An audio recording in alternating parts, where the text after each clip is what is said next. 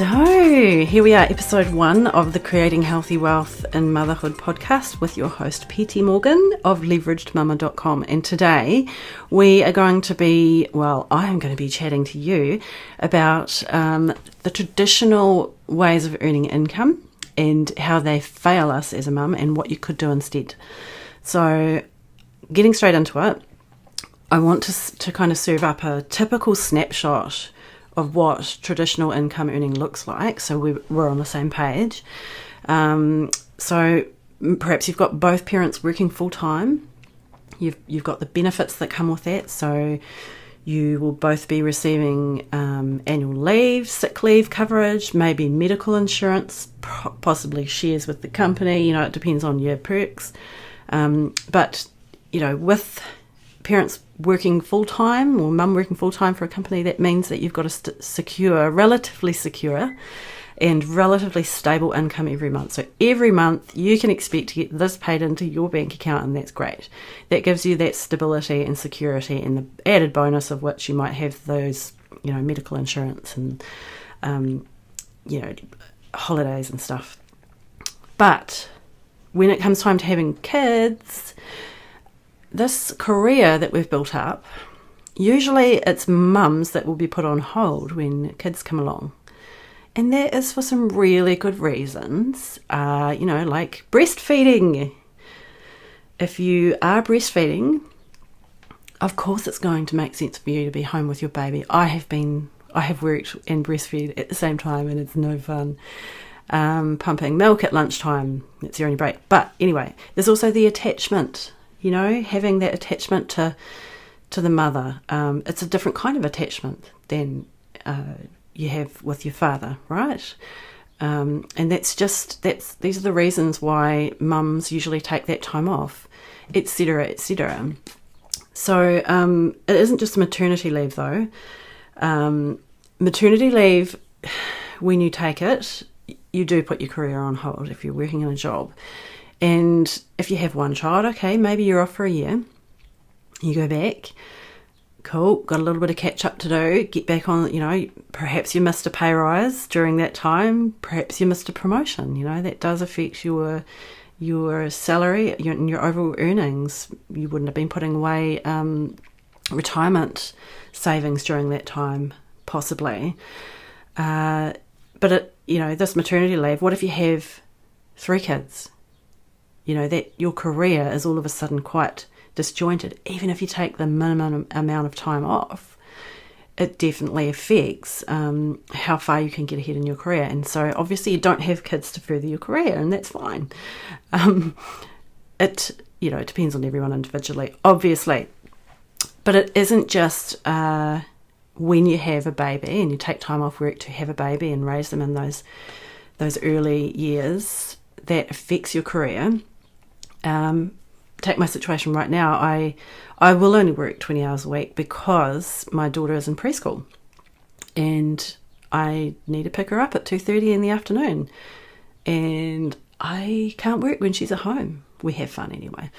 So what if you have multiple kids and they're all going to school, and it's just a really, really difficult kind of treadmill to keep going, a career that is on track and rising as fast as you can, earning as much as you can, that sort of thing.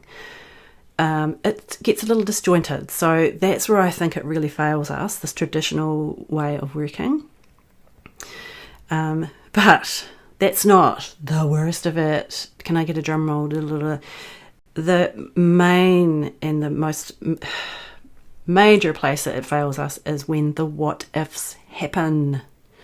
Dun, dun, dun. What ifs like, what if I get postnatally depressed? What if my child has special needs? Special needs from severe disabilities to allergies. These are all needs that are particular to a child and require extra time, effort, energy, and, care. What if we have debt that we have to pay off? Debt causes additional struggle. It causes pressure to need to go back to work. You need to adapt. And there's so many nuances in between. What if you don't have great sleeps for like 3 months in a row? What if you have relationship struggles?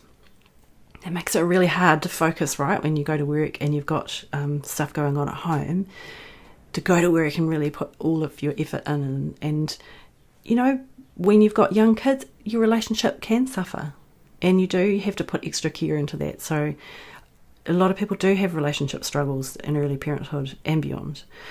What if you are not in great physical condition? Maybe you had a traumatic birth. Maybe, you know, you've gained a lot of weight and you don't feel great about that, or you just are not feeling great after having 1, 2, 3 kids. You're not at your best, but you still have to go to work and turn up and put your best foot forward, literally. What if you've had major realizations after having kids, which happens to so many of us, doesn't it? You have kids and then you look at your career and go, well, what the heck am I doing here? Why am I doing this? I hate this. These people, that sort of thing. What if you've woken up to all of that? And you just got to go back to work and put your best face on, put your best face forward, best foot forward. Sure, you can work it out. You can work it out. You've got a job, that's great. You can work it out. You can solutionize. And this could work for you. So you could go back to work part-time, for example. But in my experience with my particular career, nobody wants part-timers. It's very difficult, you know.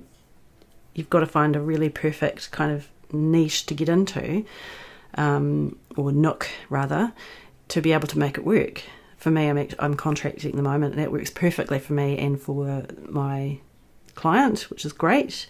But there's been many people approaching me about full-time work, and I'm just, no, can't do it. And they are not interested in part-time. You could solutionize by making dramatic lifestyle changes, like cutting, rebudgeting, moving to a smaller house, moving to a smaller,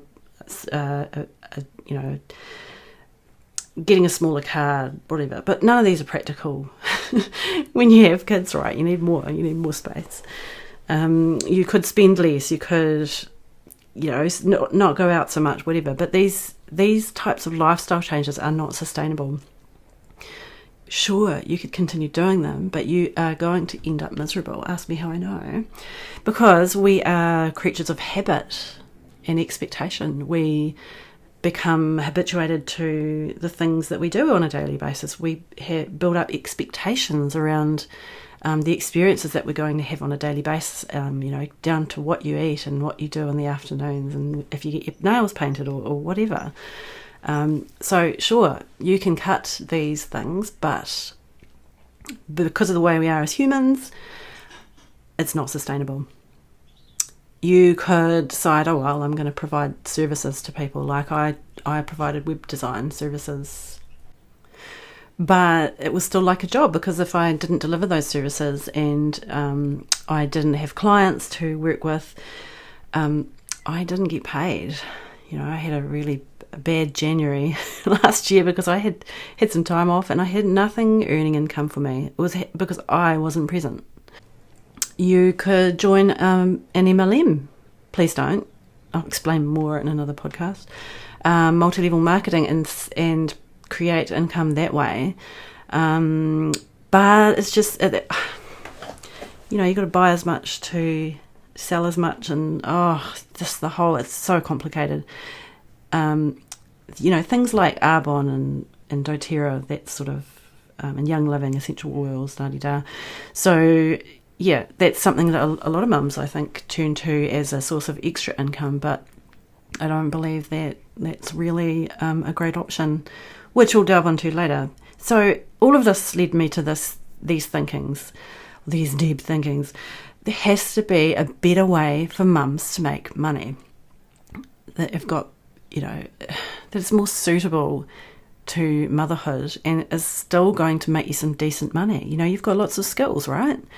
You've got lots of experience. You are a talented person. You're probably a creative person. You are probably a very resourceful person, and you know how to do stuff. You don't want to just waste these things, and you don't want to just have to go back to your career because you couldn't possibly make money off these other things. All of these questions are why leveragedmama.com came about. And what the conclusion that I came to is what we really need kind of looks like this. We need to be able to create income streams that we can step away from and they won't dry up. So, what if I was postnatally depressed and I needed to take 2 years off? That my income wouldn't completely dry up. So we need to be able to use our existing skills and build on them if we need to, of which we have so many. We want to be able to feel excited about our work and actually want to, or at least be happier to spend that time away from our families instead of going into a job that you're just like, oh my God, what am I doing with these people? You want to be able to do this all at home in whatever state seems appropriate at that time. That could mean pajamas. That could mean I'm not having a shower today. That could mean I'm going to be in my gym gear all day. That could mean no makeup. That could mean hair that looks like a bird's nest, which apparently mine does. So, yes, that sounds pretty good, doesn't it? Maybe you could even do something that contains a few drops of your true calling. Something that you feel called to do, something that you've always wanted to do, something that you feel like, oh my God, this is my life. Maybe. So this is where I think leveraged income products come into it. If you're new to leveraged income products and the concept of it, you can download a guide on my website, leveragedmama.com. I'll also provide a link to the guide in the show notes. It's all about leveraged income that is motherhood friendly, the types of products that you might create in order to generate this leveraged income, and a typical kind of leveraged income product creation process from start to end. Just to give you a really good overview of what the heck I'm talking about, but I'm going to give you a quick and dirty right now. Basically, motherhood friendly leveraged income products, that's a bit of a mouthful, that you create yourself, that you can sell online to more than one person. So that means you sell the same product online to more than one person. That's what makes it leveraged, because that product can make you money from one sale and then another sale and then another sale without you having to do anything, right? Once you've created it, it is a saleable product. For example, and this is the best example, an online course teaching other people how to do something that you know how to do. Writing an ebook about the same thing. Creating a digital-based product. Think things like templates and patterns. So it could be a budget template, or a Lightroom template, or a sewing pattern, or a knitting pattern, or digital assets for designers, or, so many different things. Or maybe it could even be an online coaching product. That would be a bit more high touch and higher engagement than delivering an online course that people can do in their own time. But ideally, you can step away from this product and someone can still buy it without you needing to be conscious. For whatever reason you're unconscious. You might be sleeping. You might just be wanting to disconnect from the world. Who knows? But somebody can still come along and buy that product that you have crafted and created. They can buy it online without you needing to be present to deliver it. So also, to make it motherhood friendly and actually viable for a decent income, it has to be high value. Not just to you, as in the pricing of it, but to your customer. What you're delivering to them, you're going to change their lives in some way, and that could be a simple, I'm going to teach you how to plant tussock and maintain it in your garden. Life-changing. Or you could be, up on the more transformative end of, I'm going to teach you how to build an online business that creates leveraged income streams. Oh, wow, that's a big transformation. And a big delivery of value. So basically you want to multiply the efforts that you're going to put into creating this product as much as possible. So, I wouldn't advocate for spending a year writing an ebook and selling it for $7.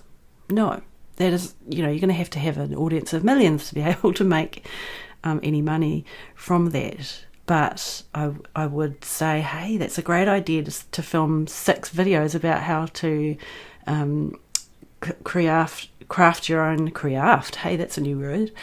Craft your own clay models of your children. I just totally made that up.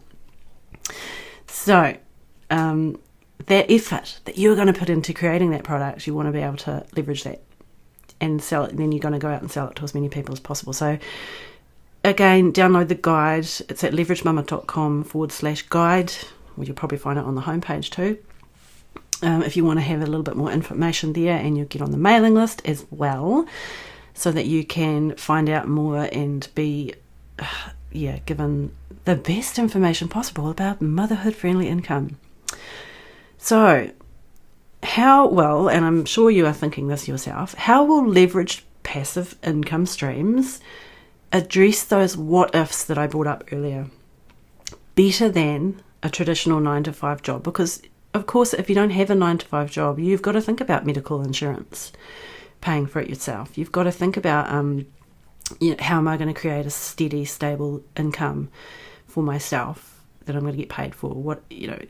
But in terms of addressing those what-ifs, how I think leveraged income can address those what-ifs better than a traditional 9-to-5 job, things like getting postnatal depression or having a child with special needs of any kind, maybe having a heap of debt to pay off, and all those nuances in between. I can pretty much distill this into 3 points. Now, the first one is just the mere fact that you will be working at home. And I don't mean so that you can do the laundry. And I'm so going to talk about that in another episode. Not an entire episode, but it's a trap anyway. Working at home gives you a lot of benefits. You can come and go, drop the kids off, pick the kids up. That's great, excellent. You can do that in your pajamas if you really want to. You can work out at home. You can have a nap. You can paint your nails while you are having a phone call or a coaching call, whatever you might be doing. Just working at home, working from a home base, or even just working from a place of your choosing. It could be the cafe down the road, or the caravan that you've got on the section, whatever. This is going to be beneficial for a mother.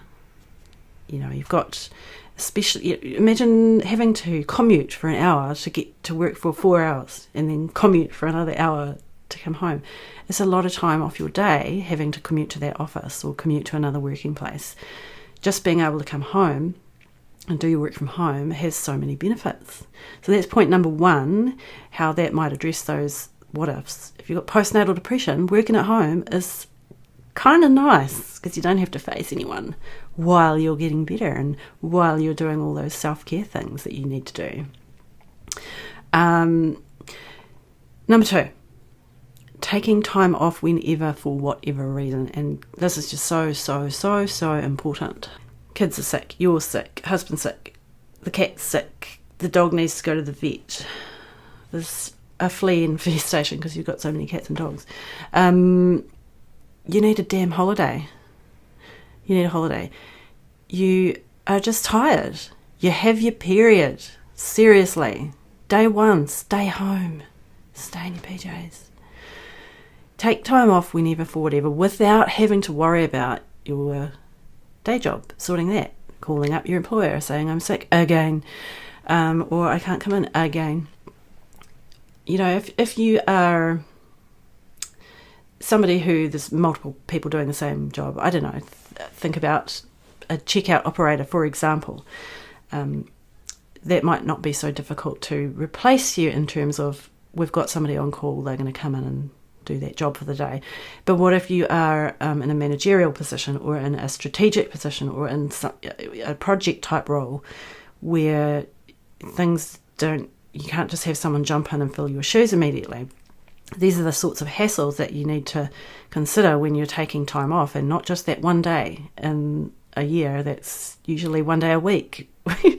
All of your kids get sick, and then there's another sickness, and you know what I mean. So, but also just coming back to that whole needing time to yourself, and needing time off, and needing to take some time for self-care. And this is just, it's so incredibly important when you have a leveraged income stream that's not going to just dry up when you need to take every Friday off for 6 months because of whatever reason. This is going to really help with that. Number 3 is the potential for income growth. So in a traditional 9-to-5 job, you might get a pay rise every year because you're doing great. You might get an incentive. You're going to suffer when you take time off work to be with your kids, like maternity leave, because it's like creating a space and time where you're not able to. If you take a year off, you're not just going to automatically get a 10% pay rise because of performance, because you weren't there to perform, so this puts you on the back foot. But also there are industry limits. Even if you're contracting, there's only so much money you can earn in a year. There's only so much salary that you can earn from a particular job type. Unless we're talking about, doctors that have very specialist, lawyers, that sort of thing, that can earn quite a significant amount. We're talking about kind of blue collar corporate type roles that there is an income cap. There just is. So your potential for income growth is naturally capped. Whereas if you are building, if you're going to bother building a leveraged income product, you're going to create and generate the skills to be able to do it again. So maybe you start with building a small product, great, and then you end up with a school, an entire online school. That's my intention. Or maybe you end up with, this is great. I really understand my market now. I've got an excellent audience who they just love me, and they just want to buy whatever I make. You make a program that you scale. There's people in this industry selling leveraged income products making absolute millions in a year, I'm telling you. It's probably good for me to profile those people at some point to show you what's possible. So the potential for income growth is not capped, and really it's up to you. So these 3 points, we can address the what ifs in a much easier fashion if we have leveraged income products. You can also have leveraged income products alongside your normal job. This is what I'm doing. I'm working 10 hours a week at this point in a contract, an IT contract, and creating leveraged income products on the side. So eventually I hope to replace the income from my contract with my leveraged income products, and then go up from there. Create more and more, add more value, grow my audience, etc. So that is what I think is, where does the traditional way of earning income fail us as mums, and why leveraged income products can actually help us address our needs better than a traditional 9-to-5. What do you think? Does this make sense to you? Do you have any questions? By the way, if you do, I can address them in a Q&A. You can send in a question on Anchor FM, which I'll link to, a voicemail. I'll link to in the comments as well.